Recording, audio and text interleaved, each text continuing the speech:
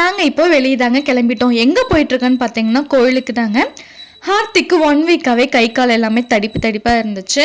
ஹாஸ்பிட்டலுமே போயிட்டு வந்துட்டோம். ஒன்ஸ் வந்து இந்த வாழைத்தோட்ட ஐயன் கோயிலுக்கு போயிட்டு வந்தால் சரியாயிரும் அப்படின்னு சொல்லி பக்கத்தில் சொல்லியிருந்தாங்க. அதுக்காக தாங்க போயிட்டுருக்கோம்.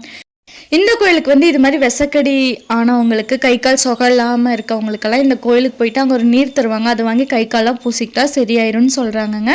இந்த கோயிலோட ஹிஸ்ட்ரி பார்க்கும்போது ரொம்பவே இன்ட்ரெஸ்டிங்காக இருந்துச்சு. இந்த கோயிலுக்கு நான் ஃபஸ்ட் டைம் போகிறேன். எனக்கு ரொம்ப பிடிச்சிருந்துச்சுங்க. போய் சாமியெல்லாம் கும்பிட்டு நாங்களும் அங்கே கொடுக்குற நீர் வாங்கிட்டு வந்து அவங்க கை காலெலாம் பூசி விட்டோம். ஹார்த்திக் அதே மாதிரியே சரியாயிடுச்சுங்க. இந்த கோயிலுக்கு நிறைய பேர் வந்திருந்தாங்க. நிறைய பேர் வேண்டுதல்லாம் வச்சுருப்பாங்க போல். கெடா வெட்டிட்டு இருந்தாங்க, பொங்கல்லாம் கூட வச்சுட்டு இருந்தாங்கங்க. இது நெக்ஸ்ட் டே ஹார்த்திக் லஞ்சுக்கு வந்து பாஸ்தாவும் எக்கு கொடுத்துருந்தேன். ஸ்நாக்ஸுக்கு பனானாவும் நட்ஸு கொடுத்துருந்தேன். என் ஹஸ்பண்டுக்கு வந்து அரிசி பருப்பு சாதம், எக்கும், சிக்கன் சாலடும் கொடுத்துருந்தாங்க. காலையிலத்துக்கு ஸ்மூதி பண்ணி கொடுத்துருந்தேன். Okay bye.